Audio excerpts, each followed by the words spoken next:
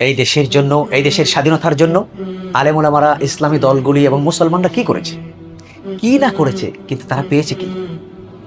সেই পলাশির যুদ্ধ থেকে শুরু করে সিপাহী বিপ্লব, ফরাইজা আন্দোলন, ওয়াহাবি আন্দোলন, তিতুমিরের বাসেল কেল্লার আন্দোলন, খেলাফত আন্দোলন, পুরো আন্দোলনগুলি হয়েছে আলেম ওলামাদের নেতৃত্বে, মুসলমানদের নেতৃত্বে, প্র্যাকটিসিং মুসলিমদের নেতৃত্বে।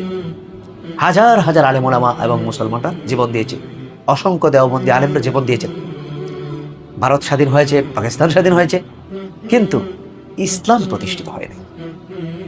মুসলমানদের রক্তে আন্দোলন হয়েছে, চাষ হয়েছে, ফসল গিয়েছে জিন্নার গড়ে, ফসল গিয়েছে গান্ধীর গড়ে। মুক্তিযুদ্ধ হয়েছে 71 সালে, যে আন্দোলন হয়েছে, মুক্তিযুদ্ধ হয়েছে, সেখানে অসংখ্য প্র্যাকটিসিং মুসলিম এবং আলেম ওলামারা জীবন দিয়েছেন। কিন্তু মুক্তিযুদ্ধের পরে ইসলাম কি পেয়েছে?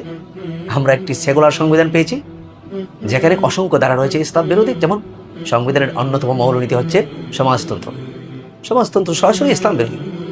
ইসলামের কোনো কিছুকে সংবিধানের মৌলনীতি হিসেবে রাখা হয় নাই। তো মুসলমানরা কি পেয়েছে? স্বৈরাচার বিরোধী জুলাই আন্দোলন হয়েছে, অসংখ্য মাদ্রাসার ছাত্র, আলেম ওলামা এবং ইসলামী আন্দোলনের নেতাকর্মীরা জীবন দিয়েছে। ইসলাম কি পেয়েছে? আমরা একটি সেকুলার, পাশ্চাত্যের অনুগত এবং এনজিও বেসড গভর্নমেন্ট পেয়েছি। ইসলাম কোনো কিছু পায়নি। বড় করুণ ইতিহাস। মুসলমানদের রক্তে আন্দোলন হয়, চাষ হয়, কিন্তু ফসল মুসলমানদের গড়ে আমরা উঠাইতে পারিনি। এর থেকে আমাদেরকে লেসন নিতে হবে, শিক্ষা।